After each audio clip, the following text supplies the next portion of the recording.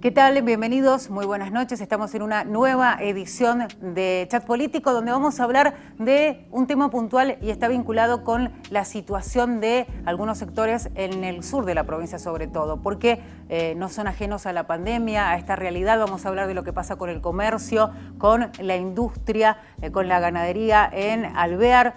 Vamos a hablar con un representante del sector ganadero, pero que además es el presidente de la Cámara de Industria, Comercio y Ganadería de ese departamento, quien ha llevado también otra tarea, la de representar a los productores mendocinos a la hora de negociar poder transitar por la provincia de San Luis, entre otras cosas. Así es que los invitamos a que se queden. Estamos en www.unidiversidad.com.ar. Nos pueden ver a través de la pestaña de Señal U. Estamos en el canal número 30 de la televisión digital abierta y también a través del canal 22 de Super Canal HD. Vamos a presentar a nuestro invitado entonces en esta ocasión, Andrés Babric. Andrés, buenas noches y bueno, bienvenido y gracias por atendernos en esta oportunidad para hablar de distintos temas. Repasamos entonces, Andrés es el presidente de la Cámara de Comercio, Industria y Ganadería de General Alvear. ¿Cómo estás? ¿Qué tal? Un gusto. Bueno, queríamos empezar, sabemos que tenemos distintos temas para hablar con vos. Uno de los más importantes está vinculado con tu tarea al frente de, sin duda, una institución importante, teniendo en cuenta, por un lado, todo lo que nuclea y además en medio de tiempos críticos, ¿no? Como estos que nos demanda la pandemia. Queríamos saber cuál es la situación en general de la industria, el comercio y la ganadería en medio de este 2020. Bueno, vos lo has descrito, es amplio la cantidad de actividades que abarcamos en la Cámara. Así que tendríamos que ir separando un poco para poder ser claros. Sí, por supuesto. Todas las actividades las que estuvieron relacionadas con las esenciales han vivido una suerte de normalidad dentro de lo que son sus respectivas funciones. Sabemos que la ganadería sigue funcionando, la agricultura, porque son actividades que no pueden parar y son por ahí las que las sacaron tanto a las industrias, las empresas y sus trabajadores, como que las sacaron más barata y padecieron menos. Y por otro lado representamos al comercio, representamos al turismo y los servicios, que son realmente los que han sido afectados terriblemente en un primer momento con la fase 1, las restricciones, las grandes restricciones que hubieron. Y bueno, ese fue un poco el desafío de la Cámara durante todos estos 7 meses, ir tratando de visibilizar cuál era la situación de los diferentes sectores y presionando, visibilizando y fijando posición sobre lo que creíamos que era lo más correspondiente en los caminos que tenía que ir tomando el gobierno para con esta actividad. La pregunta ahora vamos por el lado de la ganadería. Sabemos que incluso el gobierno de la provincia de Mendoza siempre hablando de ampliar la matriz productiva. Obviamente la vitivinicultura es uno de la industria madre de la provincia de Mendoza, pero se viene hablando de ampliar esa matriz. Sabemos que a nivel ganadero la provincia de Mendoza también tiene muchos productores, sobre todo en esos departamentos, en la zona de Alvear, también en la zona de San Rafael y por qué no también en Malargüe, con distintas producciones que obviamente nos representan. La pregunta va por el lado de cómo ha sido el trabajo para ustedes y qué están necesitando, porque tenemos entendido que quieren también tener como una especie de más visibilización y más protagonismo a la hora de hablar de los beneficios que pueden llegar desde el gobierno de la provincia, ¿no? Sí, cuando hablamos de la visibilización, lo que queremos es mostrar el potencial que tiene la zona, que tiene San Rafael, que tiene Alvear, que lo tiene también una parte de Malargüe, lo tiene una parte del este de la provincia, que es la integración de la ganadería con la agricultura. Sí. Algo que hace varios años que nosotros lo venimos tratando de poner en la agenda, para que eso pase, para que nosotros decimos que es una combinación del secano con el bajo riego. Para que eso pase hace falta mucha inversión. Las condiciones naturales están, por la parte del capital humano también lo tenemos los profesionales, tenemos la gente que sabe trabajar, que sabe producir. Pero bueno, para que el agro se optimice y empiece a estar al servicio de la ganadería o de la agroganadería, lo que necesitamos es optimizar el recurso hídrico. Para esto hace falta mucha inversión, una planificación a largo plazo,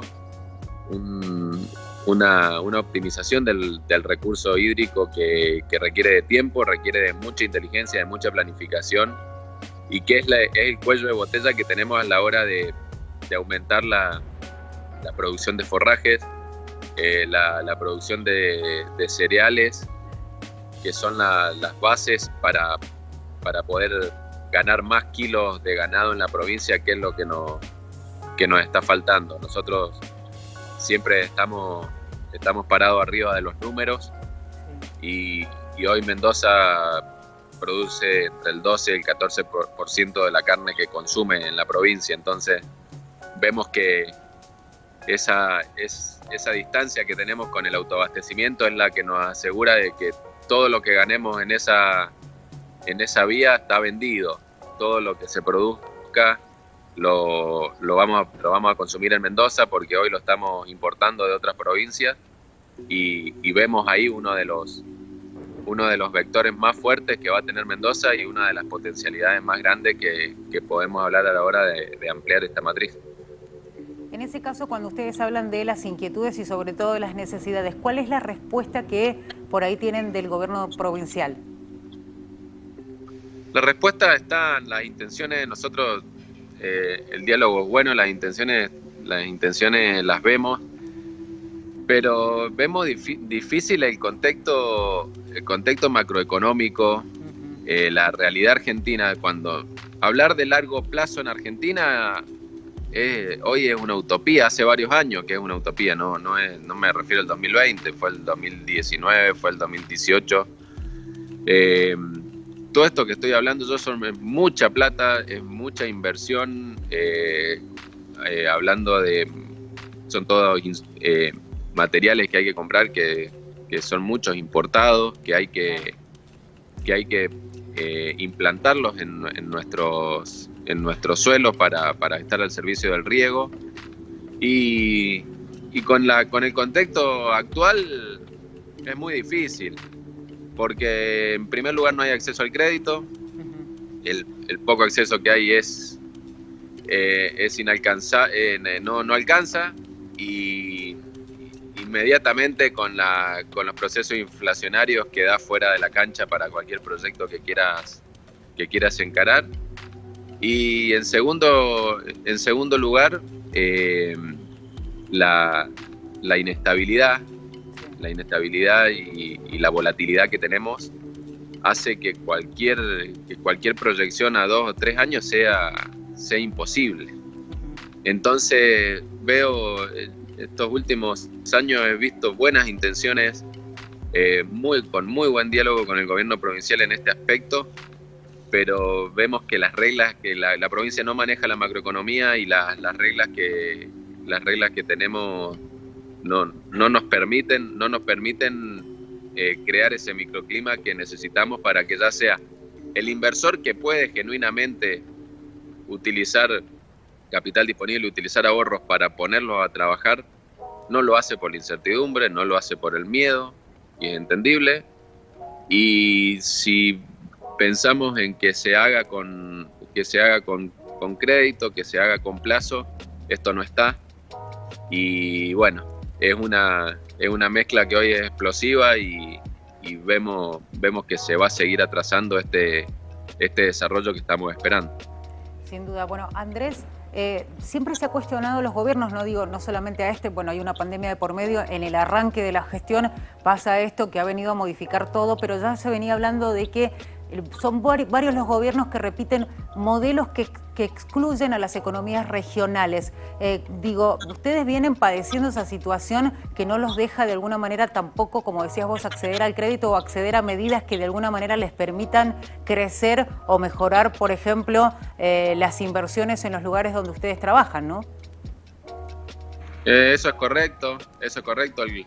El cortoplacismo en general nos afecta a las medidas regionales, están todos los ojos puestos en los commodities, que hace mucho tiempo son el motor de la Argentina. La pampa húmeda es la que viene sosteniendo viene sosteniendo el gasto que tenemos hoy, que es enorme, la que viene sosteniendo el estado enorme que tenemos, y se hace difícil que ese dinero vaya a planes más largos y más sacrificados como pueden ser los nuestros. Claro. Entonces, estoy convencido de que las economías regionales son las primeras afectadas pero bueno, es parte de este desequilibrio que tenemos hace mucho tiempo en la economía nacional, y que venimos sin un plan, venimos sin un rumbo, se van haciendo parches y bueno, donde haga falta inversión, donde haga falta previsibilidad, todo va a seguir estancado como está en nuestra provincia, lamentablemente. Andrés, las últimas medidas que ha tomado el gobierno pensando en reducir la brecha cambiaria que existe con el dólar oficial y con el dólar blue, y las otras medidas relacionadas con la economía en general, ¿cómo los afecta a ustedes? Digo, hoy tener una brecha amplia, hoy tener el temor que genera hablar del dólar, ¿cómo los viene afectando a ustedes a la hora de hablar de los insumos para sus trabajos o para cómo se manejan ustedes en el sector ganadero? No, en el sector ganadero nuestro no es tan grave porque, como te decía, nuestra ganadería lamentablemente todavía somos una fábrica de terneros, que solamente vamos a aprovisionar a las provincias vecinas como San Luis, como La Pampa, como Córdoba y Buenos Aires, que exportan y que engordan.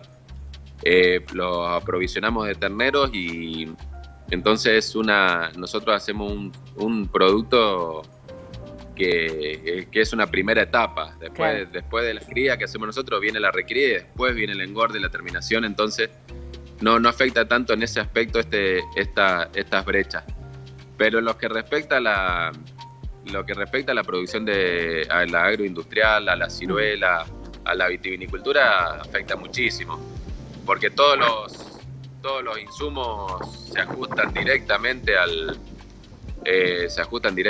dólar, y bueno, y cualquiera que hoy tenga que exportar con estas brechas, y como el gobierno, si bien estas economías regionales las retenciones o no tienen retenciones o tienen retenciones mucho más bajas que los commodities que hablábamos recién, igual al vino lo afecta muchísimo, y a la ciruela también, y produce una desaceleración en las expectativas y en las inversiones que también están siendo necesarias en estos aspectos, porque faltan en lo que es la agricultura y la fruticultura, faltan muchísimas inversiones para poder producir más y poder abastecer esos mercados que son los que pretendemos. ¿Cómo se están preparando ustedes en esa parte de la provincia para encarar la cosecha, teniendo en cuenta que se hablaba mucho tal vez de faltantes de cosechadores, digo, para los que trabajan en el caso del sur de la provincia, ya sea la industria vitivinícola o la industria de los frutos de carozo? ¿Cómo se están preparando? Y sí, se ha estado gestionando mucho, gestionando con las cámaras, gestionando con el gobierno para que puedan llegar los trabajadores. El gobierno ha puesto en marcha un plan para capacitar y para mejorar un poco la oferta de mano de obra local, que esperemos que funcione. Pero bueno, ya sabemos que es estratégico que en ese momento, llegada la cosecha, contar con ese recurso que es la mano de obra, y esperemos que ha tomado algunas medidas buenas Mendoza en cuanto a la apertura de sus límites, de eliminar las cuarentenas, de flexibilizar eso. Y bueno, esperemos que a medida que vayan pasando los días, que esto vaya mejorando y podamos tener una cosecha lo más normal posible y que no falte gente. Andrés, ahora tengo la obligación de preguntarte, has tomado trascendencia nacional por dos motivos. El primero por el cual te voy a preguntar está vinculado con esas inquietudes que surgieron a partir de las limitaciones, de las restricciones que tenía la provincia de San Luis, conflicto de por medio con los productores que querían entrar a San Luis porque tenían que pasar por ahí, porque trabajan en ese lugar, porque tienen campos, porque tienen su producción y una situación que, como decíamos, ocupó los títulos de los diarios a nivel nacional. ¿Cómo avanzaron y cómo se está trabajando? ¿Se pudo solucionar el tema? ¿Están más flexibles las autoridades de San Luis? ¿Qué es lo que lograron ustedes con esta movida que se generó? Con San Luis logramos un parche también, acordar algunos protocolos que descomprimieron la situación. No es fácil, pero bueno, nos estamos pudiendo mover entre las dos provincias y ha mejorado esa situación.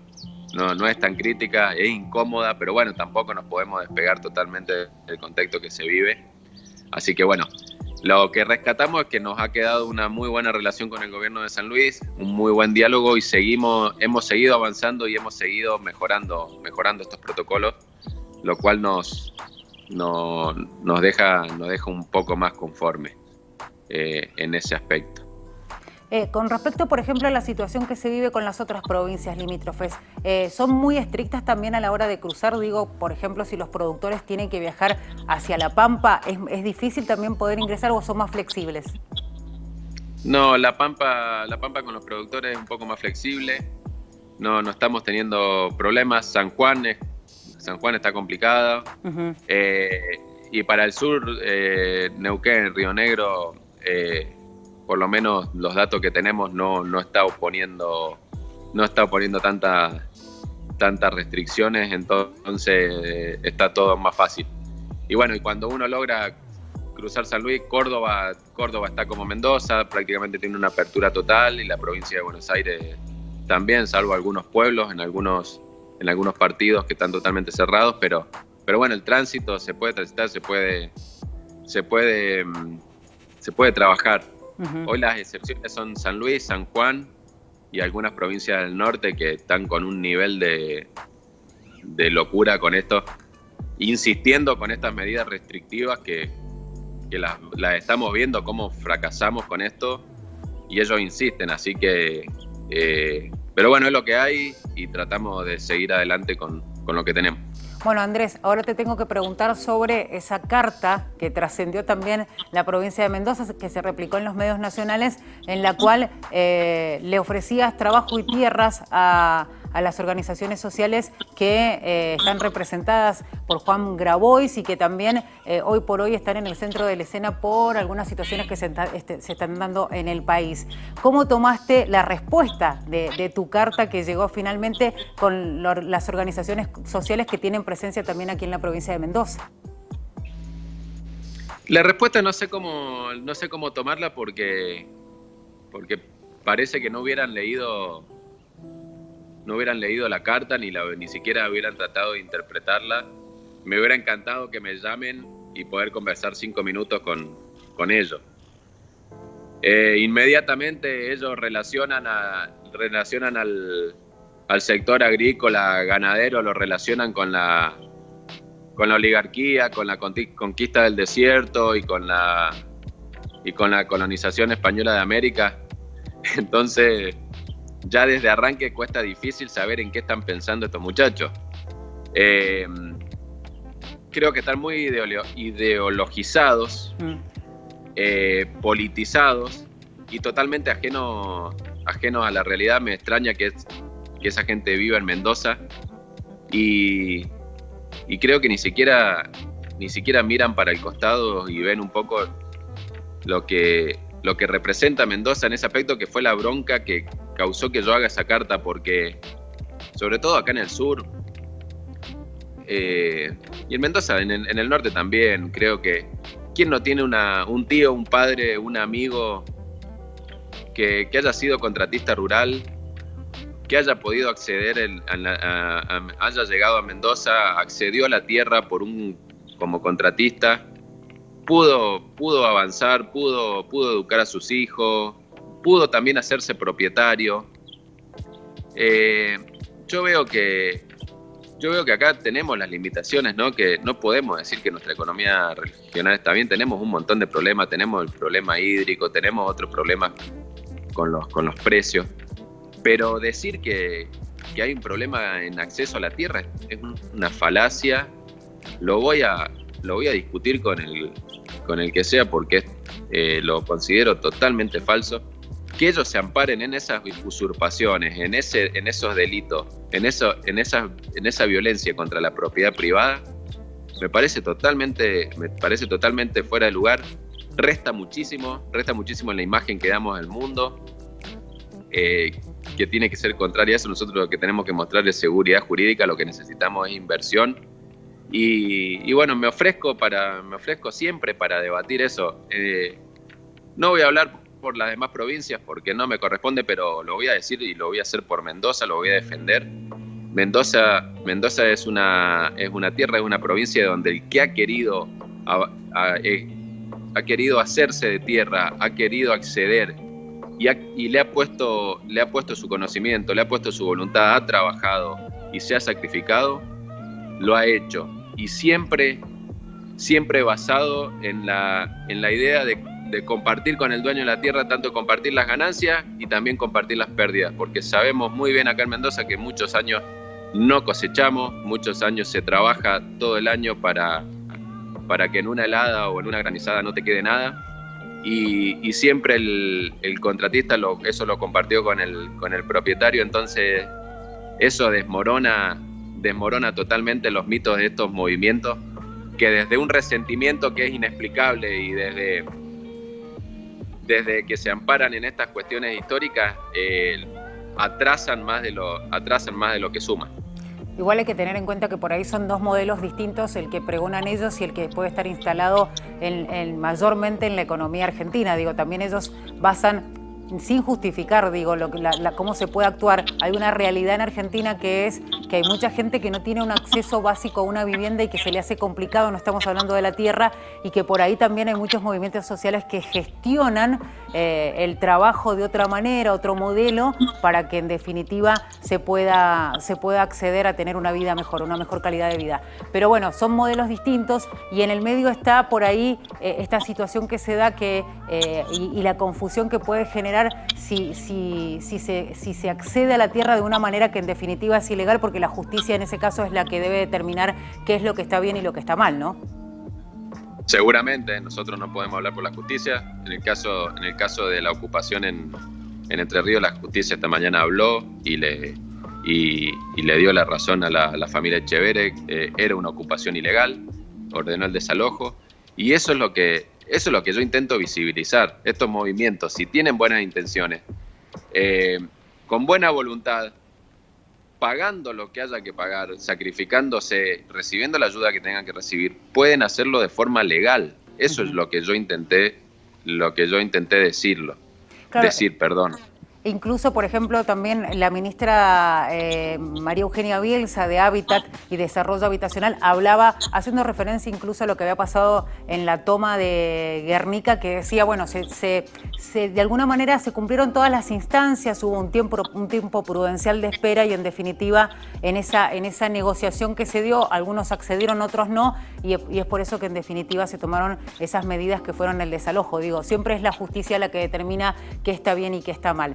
Bueno, pasando ya a otro tema, Andrés, y pensando un poco en el futuro, sin dejar de tener en cuenta, por ejemplo, cuál es la expectativa que tienen desde distintos sectores económicos. En los últimos días conocíamos, por ejemplo, cuáles son las preocupaciones de los argentinos, y en esa misma encuesta se arrojaba un dato importante. ¿Cuál es la expectativa que tienen los argentinos para el año que viene? ¿Cuál es la expectativa que tenés vos con respecto a la economía para el 2021? La expectativa no es buena. Consideramos desde mi grupo de trabajo que necesitamos un golpe de timón urgente. No es bueno el camino que llevamos. Se necesita un plan económico claro, se necesita un plan a largo plazo.